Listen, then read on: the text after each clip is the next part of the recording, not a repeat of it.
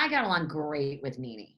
First of all, she is so funny and so quick. Everyone's like, oh my God, you had to work with it. Like, no, I had a great experience working with Nene. She also has some of the best shoes of anyone I've ever worked with. Sorry. She has the best shoes of anyone I ever have worked with. Like, you're all about the shoes. But she would show up on set with like incredible shoes. You're just like, oh my God. You're like, this is why we hired you for this job.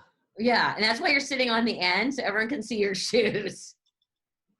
Yeah, I mean, there's all those, and like now this whole like Boycott Bravo thing and. Oh, now what? I don't know about any of this. What is Boycott Bravo? You got to fill me in. Well, Nene, who is not on the Housewives anymore, is now. Her Boycott Bravo. Yeah. Thing.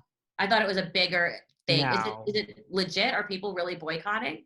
No, but Nene, like, it makes me wonder, like, look, if anyone has a valid claim or gripe, great. I'm all about speaking up. It's just more like, can you come back from something like this? Not even at that network, just at any network. It's really like Boycott Bravo, and she's got lots of claims.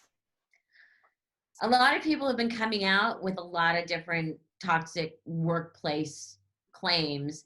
Some, I think, it's kind of like, I think sometimes, in hindsight, there's lots of things where I'm like, that was really fucked up.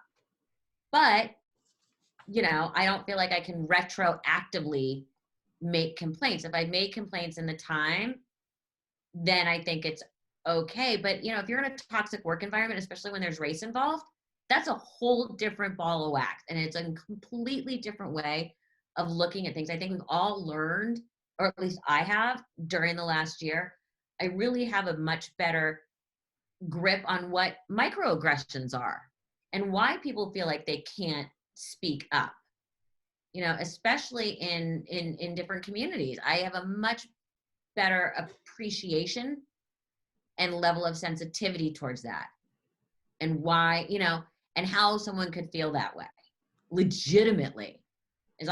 My check to myself is always, I have never walked into a store and I felt uncomfortable because you always get the bitchy salespeople who are super snobby, but that's a whole different thing. It's that Pretty Woman moment.